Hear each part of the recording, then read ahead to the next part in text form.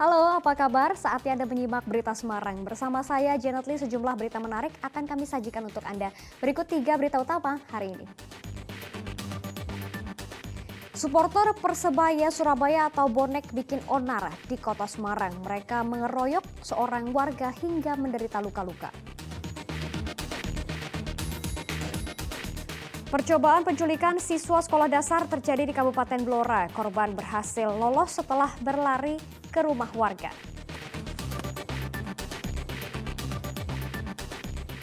Dampak tingginya harga kebutuhan pokok warga serbu operasi pasar murah di kota Solo.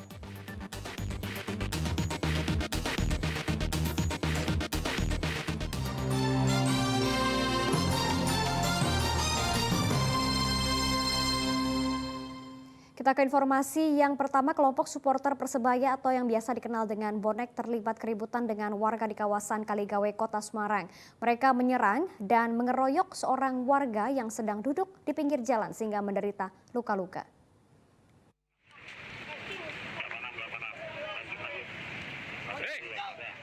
Sekelompok supporter Persebaya Surabaya atau biasa dikenal dengan sebutan bonek kembali berulah di Jalan Kaligawe, Kota Semarang. Dari video amatir warga, mereka tidak hanya menyerang warga, tapi juga merusak sejumlah kendaraan. Peristiwa terjadi saat mereka hendak pulang ke Surabaya lantaran pertandingan antara tim kesayangan mereka Persebaya Surabaya dengan PSIS Semarang ditunda. Menurut seorang supporter, keributan sebenarnya terjadi antara kelompok bonek. Akibat ulah para bonek, seorang warga di Jalan Kaligawe Semarang menderita luka-luka karena dikeroyok.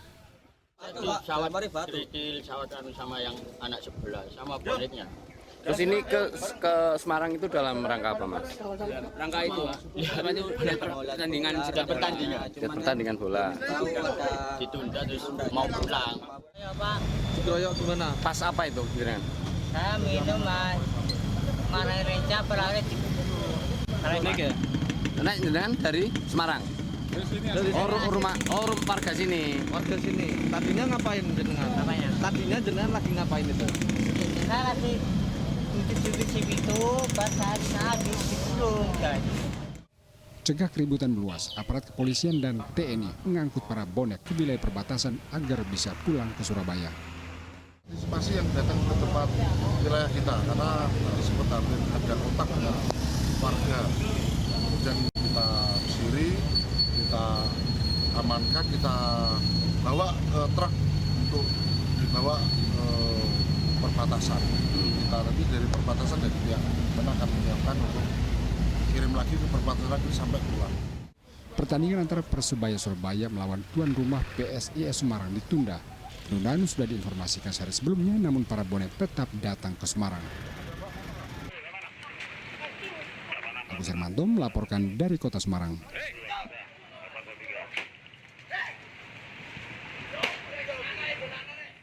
Truk muatan telur menabrak mobil pickup yang sedang terparkir di pinggir jalan Jogja Solo di Desa Kebon Dalam Kidul Kabupaten Klaten. Beruntung tidak ada korban jiwa. Dari video amatir warga, kerasnya benturan mengakibatkan mobil pickup terseret sejauh 3 meter dan naik ke median jalan. Kondisi mobil pickup ringsek di bagian belakang sedangkan truk mengalami kerusakan pada bak sisi kanan. Tabrakan terjadi saat truk bermuatan telur melaju dari arah Klaten menuju Yogyakarta. Diduga supir truk lalai sehingga menabrakkan mobil pickup yang sedang terparkir padahal telah diberikan rambu. Tidak ada korban jiwa dalam kecelakaan ini dan seluruh kendaraan kemudian dievakuasi ke kantor unit Gakum Satlantas Polres Klaten. Di KBM truk kurang perhatian situasi arus lintas yang ke arah di depannya sehingga membentur KBM pickup yang dilengkapi oleh traffic tersebut parkir di arah di depannya. Sempat terseret atau gimana itu? Untuk kita mendatangi TKP sempat terseret kira-kira sekitar 3 meter, 2 meter. Kurang lebihnya seperti itu. Tidak ada korban jiwa. Untuk sementara tidak ada korban jiwa. Seorang pengendara motor tewas setelah ditabrak truk dari belakang. Kecelakaan di Jalan Desa Terlangu Kabupaten Brebes itu terjadi saat jalanan licin. Kecelakaan maut terjadi di jalan provinsi di Desa Terlangu, Kecamatan Jatibarang, Kabupaten Brebes, Rabu malam. Kecelakaan berawal saat pengendara sepeda motor yang hendak berbelok ditabrak dari belakang oleh truk yang melaju dengan kecepatan tinggi. Pemotor terpental jauh tak sadarkan diri hingga akhirnya meninggal di lokasi. Supir truk mengaku sudah mengerem kendaraannya, tetapi karena jalanan licin hingga tergelincir dan truknya menabrak motor yang hendak berbelok. Mau nyelengan sih lor. Gono. Oh, Bermain ke sono. oh gitu.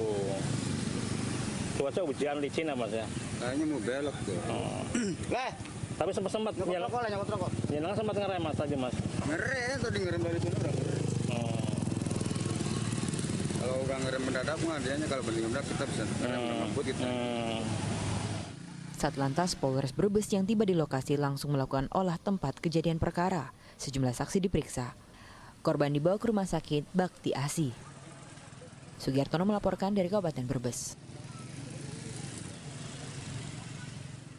22 pelaku ditangkap dalam operasi Sat Narkoba Polresta Solo dalam sebulan terakhir. Sebagian besar pelaku merupakan kurir pengedar narkoba jenis tembakau gorila. 22 pelaku kasus narkoba ditangkap dalam operasi Sat Narkoba Polres Solo. Sebulan terakhir kasus penggunaan tembakau gorila jadi sorotan di kota Solo. Pelaku yang tertangkap adalah warga Banjarsari bersama rekannya. AR, pria 45 tahun tertangkap memiliki dan menyimpan tembakau gorila seberat 30 gram.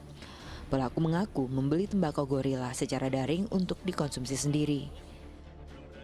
Keterangannya konsumsi sendiri. Konsumsi sendiri? Iya. Banyak sekali? Iya, tapi kan karena banyak kan perusahaan dengar-dengar dari info-info dari internet. Infonya siapa? Maksudnya buka-buka internet gitu. Oke, terus apa yang Anda ketahui tentang itu? Apa? Kok kenapa nggak milih rokok biasa misalnya? Anda merokok maksudnya kan? Iya. Ya, kenapa nggak milih rokok biasa? Lebih apa? Lebih apa? Greget gitu. Kok tahu? Katanya bilang iya, Pak. Sudah pernah? Apanya? Sudah pernah mengkonsumsi itu berarti? Iya.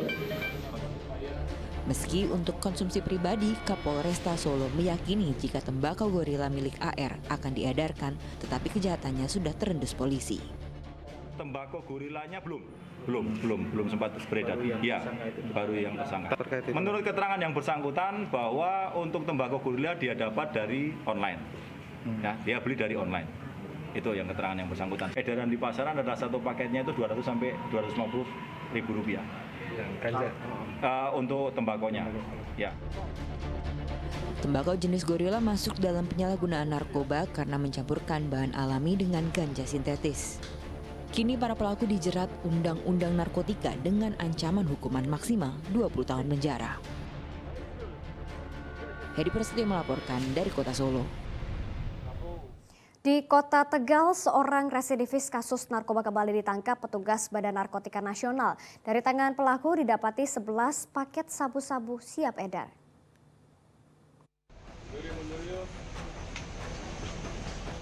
Warga desa Mejasem, Kabupaten Tegal ini tak berkutik di hadapan petugas. SR ditangkap lantaran mengedarkan dan menggunakan narkotika jenis sabu-sabu.